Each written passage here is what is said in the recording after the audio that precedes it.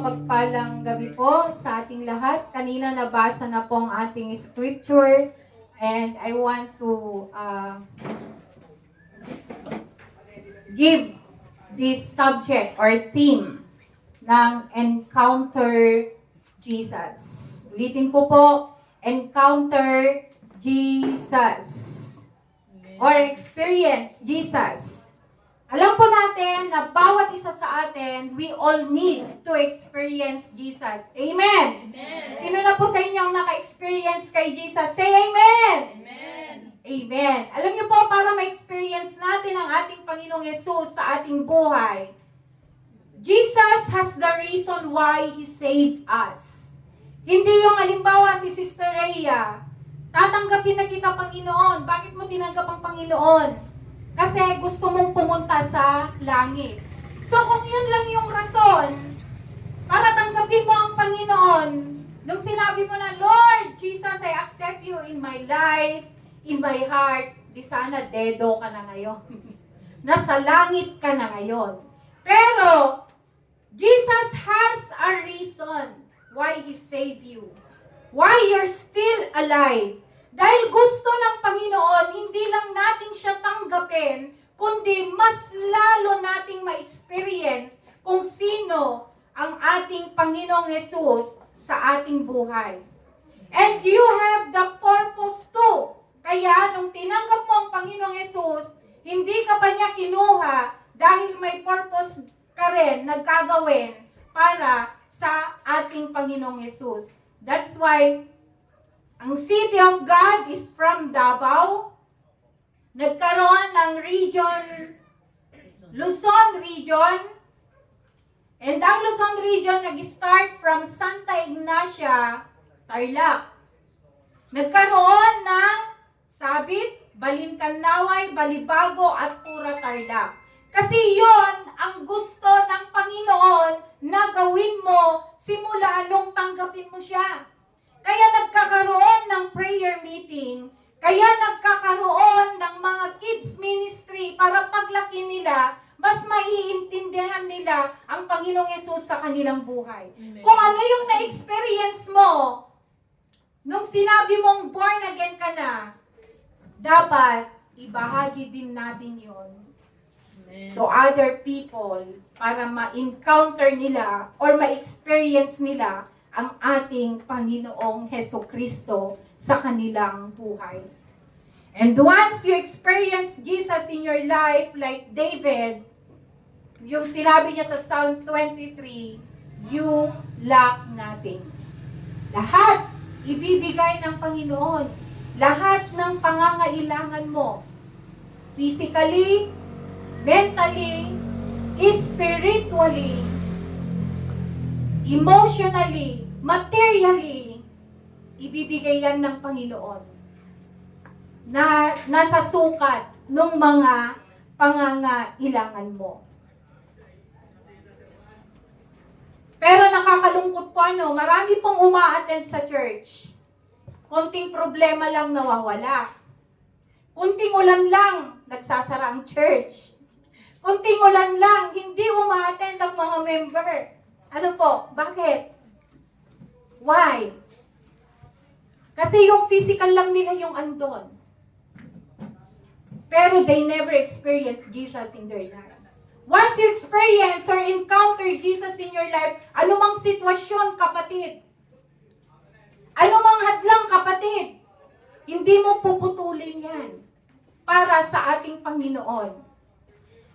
Anumang sitwasyon, anumang problema, anumang ligalig ng buhay, once you experience Jesus, walang makakahadlang sa pagpupuri natin sa Panginoon. Amen? Amen. Even bagyo, even ulan. Kanina pagdating namin galing ospital, tinawagan ko po si Bishop. Meron po ba tayo sa Balincanaway, Pastor? Kako, i-cancel muna natin. Sabi niya. Pero sabi ko dito, Pastor, sumisilip yung araw. Maaraw dito kanina pero biglang umulan.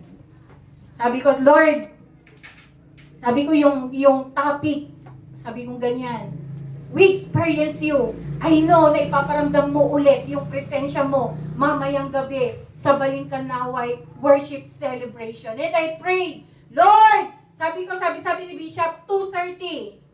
Pag okay na yung panahon, kayo pong mag-announce sa GC. Kaya nung nagising po ako ng 4:40, tumila ang ulan at nabasa ko yung chat ni Sister Cathy kung may simba. Sabi ni Bishop, yes po, sabi ko, praise God. Nagpainit kagad ako ng actually mainit na ngayon, naka-jacket pa rin ako, no? Naka-jacket pa rin ako. Mga iba, naka-jacket dito. Kaya nagpainit kaagad ako ng mainit na tubig. Naligo ako. Sabi, I am always excited sa mga gawain ng Panginoon. Kaya minsan kung sinasabi ni Bishop na cancel muna, Lord, hindi. Walang nakakancel na gawain ng Panginoon. Walang nakakancel na gawain ng Panginoon. Because we want to experience you always sa mga gawain na ipinagkatiwala mo po sa amin. Ngayon po gusto ko po kayong tanungin. Do we really know Jesus? Amen. Or kilala mo lang ang Panginoon historically or experientially? Kilala mo lang ang Panginoon dahil yung lolo mo, pastor, yung lola mo, dinala ka noon sa simbahan. So you know who is Jesus. Iba po kasi yung kilala natin ang Panginoon historically and experientially. Kilala mo lang Panginoon, yes, siya yung namatay sa krus, siya yung naghirap, siya yung namatay sa krus para sa'yo, pero ibang-iba ang feeling, but kung kilala mo ang Panginoon, experientially. Hindi mo kayang yung Tagalog, hindi mo kayang i-explain maigi kung ano yung ginagawa ng Panginoon sa iyo. No, yung bibig kanina ni nanay puro patay na pero hindi niya ma-explain bakit hanggang ngayon buhay pa siya. No? Yung laging testimony dito, na laging may sakit, bakit nagte-testimony ka, bakit hanggang ngayon buhay ka pa? Because if you experience Jesus in your life, or encounter Jesus in your life, maraming meaning yan. Hindi mo, mahirap i-explain. No? Kaya dapat lang na ipagkalat natin kung ano yung na-experience natin sa ating Panginoon, lalong-lalo na sa ating mga kamag-anak. Katulad din yan ng isang menu, pag pupunta ka ng karinderya, turo-turo, o restaurant. Pag tinitignan mo yung mga menu, mabubusog ka ba? Mabubusog ka ba kung tinitignan mo lang yung mga menu? Mabubusog ka lang pag titikman mo yan. Pag bibili ka, pag kakainin mo, pag lulunukin mo. Pero hindi ka mabubusog pag hanggang titig ka lang.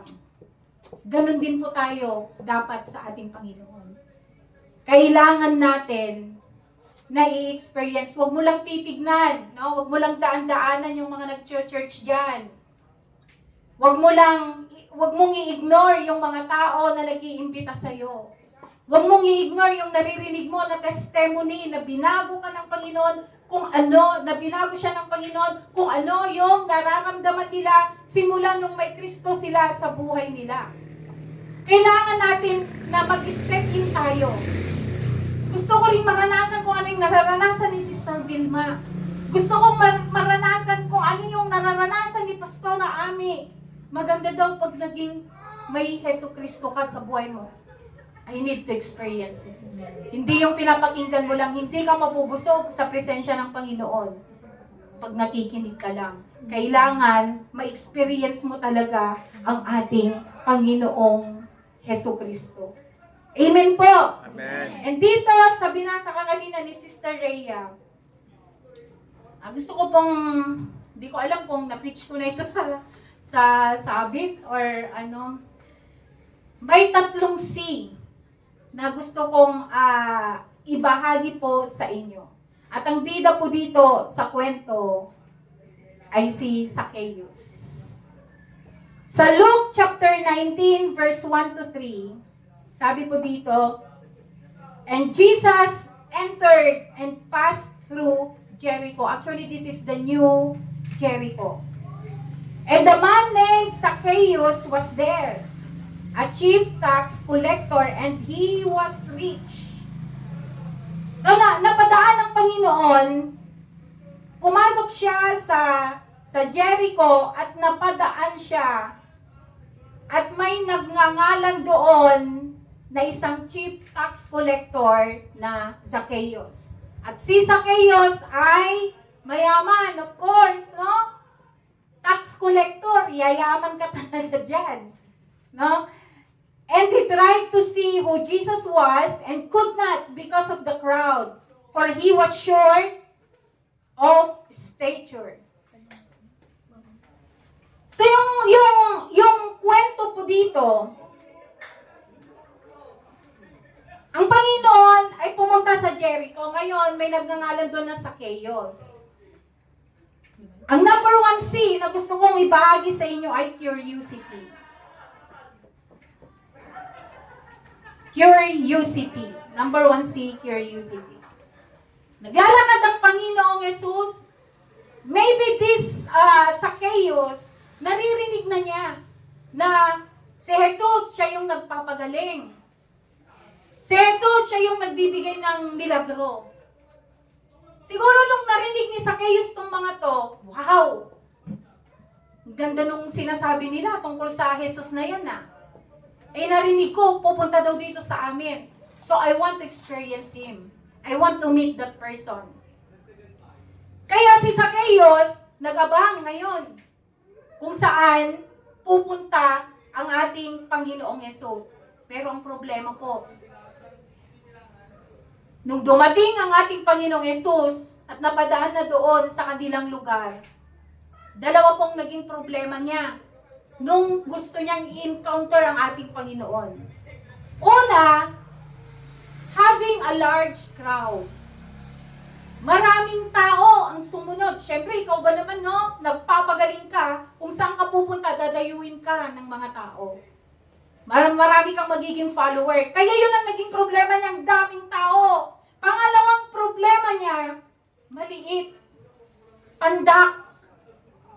Maraming tao, pandak. Kaya yun ang naging problema niya. Sometimes sa ating buhay, nagkakaroon tayo ng curiosity kung paano natin ma-experience or ma-encounter ang ating Panginoong Jesus, pero may problema. Maraming hadlang.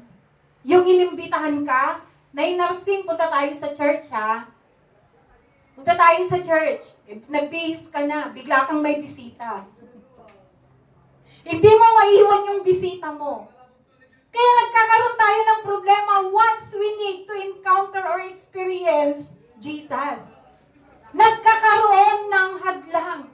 At yun yung naging problema ni Zacchaeus. Dalawa yung naging problema niya. Paano ko mamimit itong Jesus na ito? Ang daming tao, tapos maliit pa akong tao. Paano ko kaya siya mamimit? Dahil sa kanyang curiosity, nagkaroon siya ng challenge. No? Sa verse 4, sabi po dito, and he ran ahead and climbed up into a sycamore tree to see him, since he was coming that way. Tayo po ba, pag nagkakaroon tayo ng problema, pag gusto nating experience or encounter ang Panginoon, gumagawa po ba tayo ng paraan? Or hinahayaan mo na lang? Sa susunod na lang, sige. Hindi pa naman ako mamamatay. Hindi pa naman darating ang Panginoon. May pagkakataon pa naman. May ibang panahon pa naman. Pero hindi, dito po sa story natin, according to the scripture, hindi pinalagpas ni Zacchaeus ang araw na yon at gumawa po siya ng paraan. He ran ahead into a sycamore tree. Alam niyo po ba yung itsura ng sycamore tree? Pag iano natin sa panahon natin ngayon, damortes. Matinik. Imagine, nung inakyat niya yon, mayamang tao, kilalang tao, may mataas na posisyon sa gobyerno, kayo ang umakyat sa may tinik na kahoy kung hindi kayo sugatan. He ran ahead into the sycamore tree. So imagine niyo, no? Ang liit na tao, umakyat siya doon, Siyempre, siguro yung ano niya, yung damit niya, medyo may nagasgas na, yung skin niya dito sa paa, may sugat-sugat na. At pumunta siya doon sa may pinakatuktok, yung may ginitatilampay na, doon siya humiga. At hinantay niya na makadaan doon sa silong ng sycamore tree ang ating Panginoong Yesus. So, tignan niyo ha, nagkaroon ng curiosity at challenge kay Zacchaeus. Hindi niya pinalagpas. So, maging Zacchaeus po tayo. Kung may problema tayo sa buhay, you need to experience Jesus. Kung may pinagdadaanan tayo, you need to encounter Jesus. Huwag mong ipabahala yung emotion mo. Huwag mong iiyak lang yan, kapatid. Iiyak mo yan, idaing mo sa ating Panginoon. Gumawa ka ng paraan para ang Panginoon ay ma-experience mo. Hindi yung may problema ka, ikakain mo, itutulog mo, ihahang out mo. You will never get the answer of your problem kung tinatalikuran mo, kung ini-ignore mo ang Panginoon sa buhay mo. Pangalawang C, calling. Tignan niyo, curiosity, calling. Saan po nagkaroon ng calling dito? Sa verse 5, and when Jesus came to the place, he looked up and saw him and said to him, Zacchaeus, hurry and come down, for today I must stay at your house. And he hurried and come down and received him joyfully. So number 1, curiosity. Number 2, calling. So dumaan ang ating Panginoong Yesus, tumigil siya sa silong ng sycamore tree, fig tree. Sabi niya, Zacchaeus, bumaba ka dyan. Bumaba ka dyan. And I will stay in your house. Tignan po natin yung verse 1. Sabi niya, pass through. Dadaan lang. Dadaan lang. Pero ang sinabi niya kay Zacchaeus, I must stay at your house. Ibig sabihin nun, kung hindi po ako nagkakamali, may divine appointment ang ating Panginoon sa araw na iyon. At iyon ay si Zacchaeus. You know the story, kung matatandaan niyo po si Bartimaeus, yung andoon sa gilid ng pool, nung dumaan ang ating Panginoong Hesus, akala niya inignore siya. Hindi niya tinignan, hindi niya sinulyapan. Pero nung tinawag niya, Anak ni David! Jesus, anak ni David! Pagalingin mo ako. Then Jesus stopped at binalikan niya si Bartimaeus and he healed that man. Ibig sabihin, ang Panginoon may divine appointment sa araw na iyon. Nung tinawag niya si Zacchaeus, Zacchaeus, hindi niya tinawag na pandak, bumaba ka dyan. Hindi niya tinawag na magnanakaw, baba ka dyan. Pag tinawag ka ng Panginoon, tatawagin ka niyang anak at sa pangalan mo. Maribik, bumaba ka dyan. Hindi niya sinabi ng taba, bumaba ka dyan. Pilay, bumaba ka dyan. God will never call you sa mga depekto ng buhay mo. God will call you, my child, and in your name. Alam ng Panginoon kung ano yung pinaggagawa ni Zacchaeus. Pero tinawag niya sa pangalang Zacchaeus. Amen. Kaya wag po tayong matakot na experience po ang ating Panginoong Diyos sa ating buhay. Dahil hindi niya tinitignan yung depekto ng buhay mo. Hindi niya tinitignan yung kasalanan na ginagawa mo. Hindi niya tinitignan kung ano yung kalagayan mo ngayon. Dahil yon ang gusto ng Panginoon, iparamdam niya na ikaw ay mahalaga. Iparamdam niya na ikaw ay iniibig at minamahal po ng ating Panginoong Jesus. Amen po ba? Amen. Calling. Calling. Sometimes, takot tayo sa pagtawag ng Panginoon. Bakit? Dahil ayaw natin na pakinggan yung voice of truth. Ayaw natin na pakinggan yung voice of God. Gagawin kaya ng Diyos ito sa buhay ko? Kaya maraming walang trabaho. Kaya maraming takot. No? Kasi, ang pinapakinggan nila, yung comment ng ibang tao. Hindi yung voice ng ating Panginoon. Kaya maraming takot na tumayo dito sa may pulpito. Dahil ang pinapakinggan mo yung sarili mong boses, yung sarili mong pagkatao. Hindi mo pinapakinggan yung sinasabi ng Panginoon, anak, you can do it. You can testify my goodness. You can testify kung paano mo ako nai-experience, pero takot kang tumayo. Pinag-pray ka ni Pastora Maribik sa prayer meeting nyo, takot kang mag-pray. Bakit? Ang pinapaniwalaan mo, yung boses mo, yung boses nung konsensya mo, na hindi mo kayang mag-pray. But the truth is, sabi ng Panginoon, umiling ka, bibigyan kita, magsalita ka.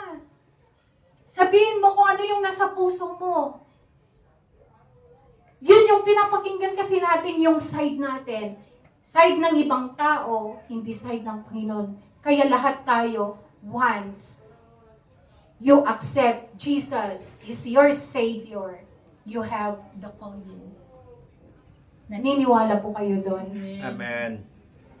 Andito ka because may divine appointment sa iyo ang Panginoon, kapatid. May calling ka. Hindi man maging pastora, hindi man maging bishop, hindi man maging worship leader, pero tinawag ka. Pasing! Ni Lord, no? Nasa loob ka ng tindahan, nanay Pasing eh. Pasing, halika dito, lumabas ka dyan. Ibig sabihin, may divine appointment. Jesus called you, nanay, and you are here now because you have the divine appointment sa ating Panginoong Hesus Kristo. Yun po yung i-discover natin at ipag-pray po natin sa ating Panginoon kung ano yung mga calling natin.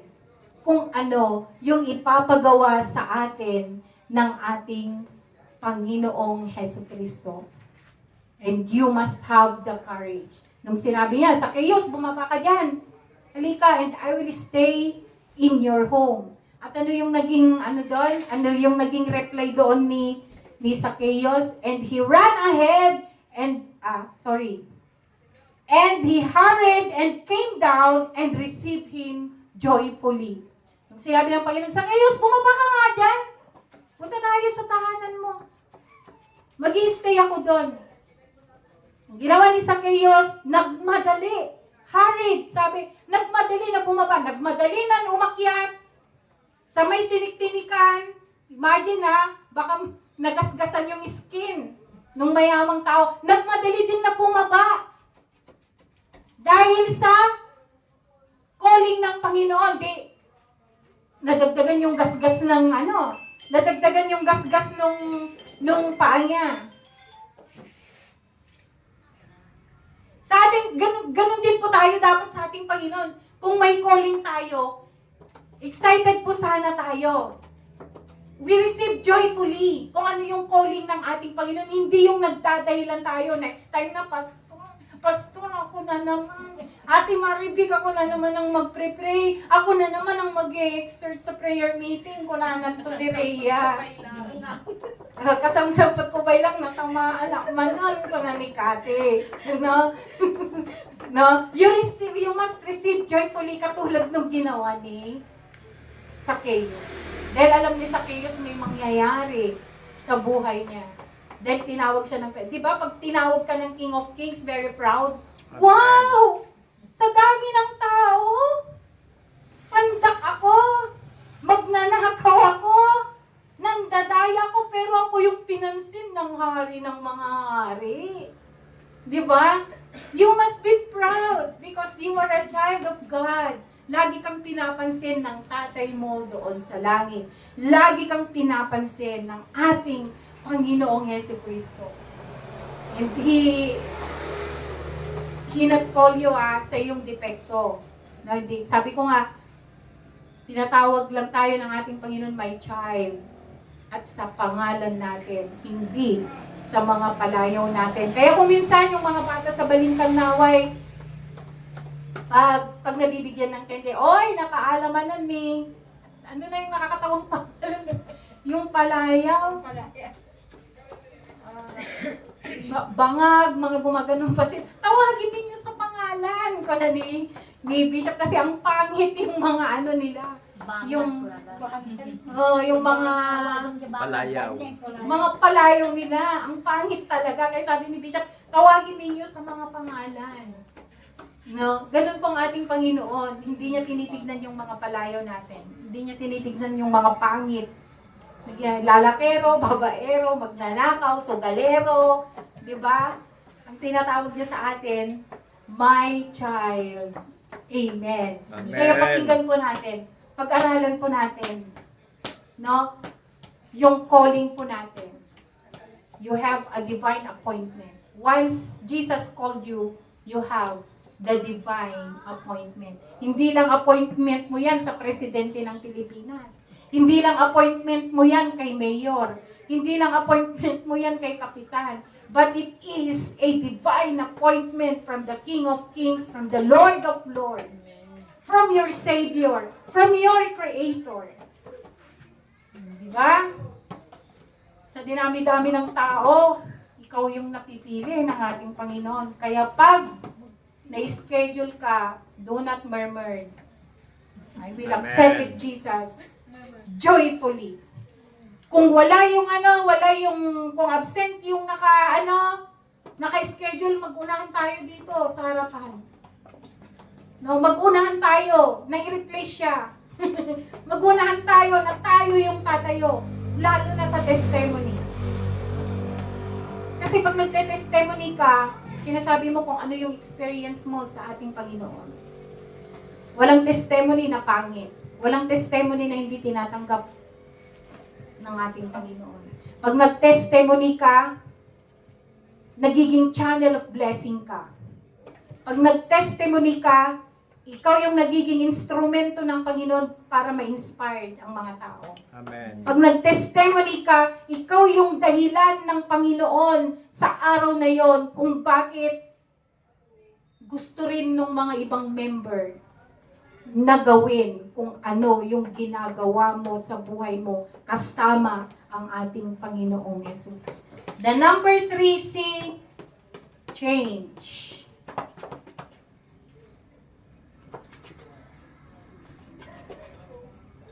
Change. Sa verse 8, sabi po dito, napindot. And Zacchaeus stood up and said to the Lord, "Look, Lord, half of my goods I am going to give to the poor. And if I have taken anything from anyone by fraud, I am going to give him back 4 times as much." Wala pong sinabi ang Bible kung ano yung pag-uusap nilang dalawa. Nung pumunta, maybe nagkaroon ng dinner, merienda, nagsalo-salo sila sa pagkain, habang nag-uusap, pero the Bible did not tell us kung ano yung pag-uusap ni Jesus at ni Zacchaeus. But suddenly, Zacchaeus stood up. Yung nakaupo kayong kakain, biglang tumayo si Zacchaeus. Imagine, napakapandak niya, biglang tatayo. No? At sinabi niya, "Lord, Panginoon, kalahati ng kayamanan ko, idudunit ko sa mga mahihirap. At kung may nadaya ako, or nanakawan ko, ibabalik ko ito 4 times." Imagine. From curiosity to calling, tinugon ni Zacchaeus yung calling, nagkaroon ng change. Naranasan nyo na po ba yun? Sa ating mga pastora, nung tinugon ninyo yung tawag ng Panginoon, nagkaroon ng change, di ba? Yung time management sa bahay, yung mga gusto mong gawin, hindi mo na nagagawa, lalo na kung may ministry. Naalala ko nung nagpepintuhan kami ni na Pastora V. Sabi niya, sa kids ministry daw nila sa Sabit, challenge niya yung mga bata. Ibigay niyo yung the best sa best friend niyo dito. Yung mahal ninyong bagay. Yung gustong-gusto na ninyong bagay. Yung pinakatago-tago niyo na bagay. Ibigay niyo sa best friend niyo dito. Ang sagot daw nila, bili na lang po kami ng ibibigay po namin. Kasi you love that thing. No? Kinikip mo. Ako ganun pa. Lalo na po si Gio. Nung binibihisan ko po siya, Mami, masikip na yan. O sige, idagdag ko ito sa ukay-ukay natin na ibibigay natin sa Balintanaw. Hindi, lagay mo lang dyan. May karton ako sa kwarto ko. Lahat ng hindi ko kasya, ilagay mo lang doon. Di, inano ko yun. Kasi gamit niya yun eh. No, pag sinabi niyang no, do not donate, huwag mong i-donate yung pag hindi sa'yo. So nilagay ko doon sa karton na sinasabi niya, nagkalkal ako ngayon. Alam niyo pong nakita ko doon? Medyas na butas-butas. Yung sapatos na nginat-ngat na nung aso niya si Patty. Bumaba ako. Gio, anayan na ito eh. Ibalantan. Hindi. Sabi niya, dyan lang, Mami. Sabi niya, anuin mo to. Importante sa akin yung mga yan. So, ko, hindi pa niya balik ko. Sometimes, pag kinol tayo ng Panginoon, pag may calling tayo, and yes, we reply. Sometimes, we are replying, pero hindi nagkakaroon ng change. Kasi, nahihirapan tayo na i-let go yung pinaka-importante sa buhay natin. Nahihirapan tayo na i-let go kung ano yung importante na ginagawa natin. Ngayon, ang schedule ng may ministry. Lagi ko lang ginagawa to Lord eh. May next time naman. Ano pag yung sinabi ni Pastora Abby, na devil mo next time. Diba mga kapatid? Panginoon, nagre-reply naman ako eh. Panginoon, pag akong naka-schedule, tumatayo naman ako eh. Panginoon, sinasamahan ko naman si Bishop tsaka yung mga pastora. Panginoon, nag-pray naman ako. But you never change. Kulang yung C. Sa dalawa ka lang eh. Walang change. Kasi mahirap mag-let go. Lalo na yung mga nakasanayan natin sa ating buhay. Kaya kung minsan may katanungan, why I'm still fail? Why I'm still unsuccessful? Sabi ni Zacchaeus, kung may yung mga nadaya ko, Panginoon, yung mga nanakawan ko, ibibigay ko 4 times. Yung thing, money, is important to Zacchaeus. Kaya nga siya nagnanakaw eh. Dahil mahal niya yung pera. Nasilaw siya sa pera. But the time na tinugon niya yung calling ng Panginoon, nagkaroon ng change. At gusto niyang bitawan yung pinakamahalaga sa kanya. Gusto niyang isurrender sa ating Panginoon yung pinakamahalaga sa kanya. And that is money. At sino dito yung matapang na pag mayaman ka, idodonate mo yung kalahating kayamanan mo sa mga mahihirap? Sige po, yung mga na lang. Hindi natin matugunan kasi hindi natin pantay si Zacchaeus. Unang-una, hindi tayo magnanakaw. Hindi, wala tayong ninanakawan. Ako nung nagnanakaw, yes, nandadaya po ako. Nung nasa isang gobyerno po ako, Nagnanakaw po talaga ako ng project, mga ganyan. Nasilaw po ako sa pera din. Kaya nawalay din po ako sa presensya ng ating Panginoon. Dahil mas pinili ko yung pera kaysa sa ministry. Kasi ang laki ng pera. Ang laki ng pera. Pero nung time na binaot ako ni Lord, muntik nang mawala yung pamilya ko sa akin. Muntik nang mawala yung mga anak ko sa akin. Ay sabi ko, i-give up ko yung trabaho ko. And I will fix the relationship na nabro-broken. Pero it's too late. It's too late sa relationship, but I know God is restoring it sa mga anak ko. Kaya nung time na binitawan ko yung pera, time na binitawan ko ang trabaho, ang daming challenge sa akin. No, ang kalaban natin binabalik yung past eh. Kasi laging shopping noon. Ngayon, maraming nagaya sa akin nung wala na akong pera. Tara, shopping tayo. Ngayon, wala na akong pera. Wala na akong pera eh. Sabi ko ganyan. Wala na akong ginawa. Masaya na ako pag may 100 ako ngayon. Kako. Pero the time, pag sinusuhulan talaga ako, mababa na po yung 20K.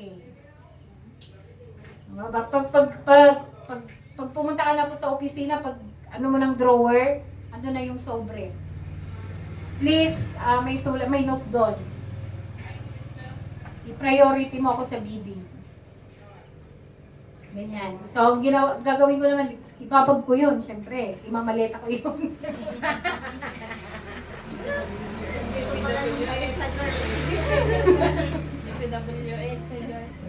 Ibabag ko yun.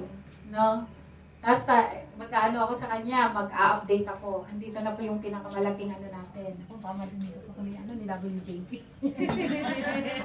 Isang mukha din. Kaya pero praise God, Praise God.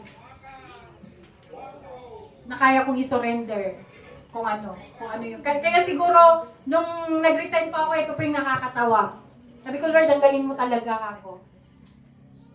Nag-resign ako ngayon, kinabukasan nasira yung laptop tsaka printer. Nakatas ng pagnanakaw. Sabi ni Matt, paggawa natin, Mami, hindi na pag may pera, bili na lang tayo ng bago. Ayoko nang magawa yan. Andun pa, naka-stock pa, yung laptop tsaka ano. Nabilan ng kuliglig tsaka traktor si Papa na benta din. Kaya inalis talaga ng Panginoon yung mga hindi nararapat. Pero imbis na magdamdam ako, imbis na masayangan ako, natawa na lang ako. Galing mo talaga, Lord. Para hindi ko na maalala, pero of course, this is a testimony kung paano ko na-experience ng Panginoon. There was a change. And magkakaroon din ng change sa buhay natin once you experience Jesus in your life. Kagaya po ni Zacchaeus. He gave up what is the important in his life, and that is the money. Kayo po, isipin po natin sa gabing ito, ano po yung mahirap nating bitawan para mas i-priority natin ang calling po ng ating Panginoon. Ano po yung pinaka-importante na ginagawa natin sa loob ng bahay, pinaka-importanting activities po na ginagawa natin na pwede natin i-give up para i-priority po natin ang ating Panginoon. Iiwan ko po ito, yung question po. So, tignan po natin. From the level of curiosity, nag-progress siya ng calling. At ngayon, a life testimony sa changing po ni Zacchaeus. Tayo po ay tumayo.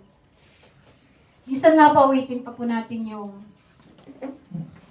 I sing praises to your name. Iso na kanutan pa. Sige, kanta. Isipin po natin why you're here now. Kasi siguro nagkaroon din ng curiosity sa buhay niyo. Kaya po kayo andito, dahil tinawag po kayo ng Panginoon. Hindi lamang po sa tawag ni Bishop, Hindi lamang po sa tawag ni Cathy, ni Nanay, ni Ate V, pero tawag po ito ng Panginoon sa inyo. Ginamit lamang po sila.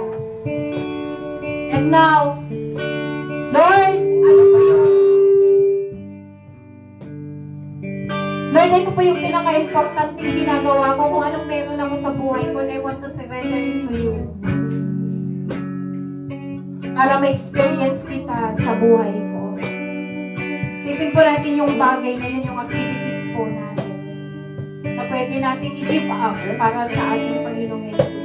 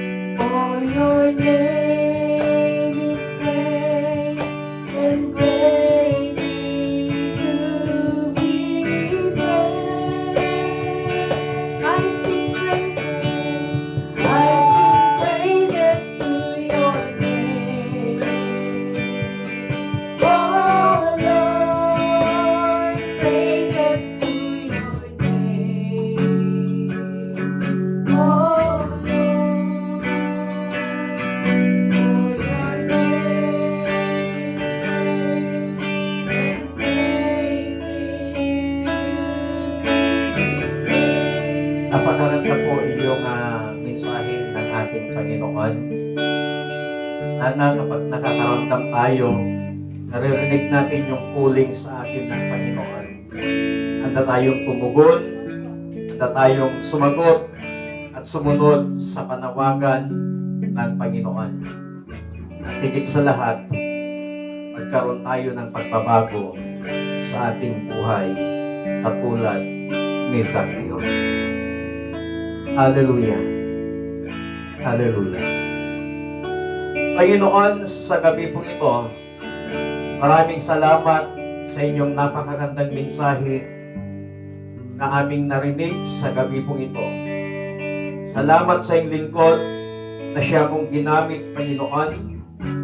Salamat sa buhay ni Zacchaeus na naging example sa amin.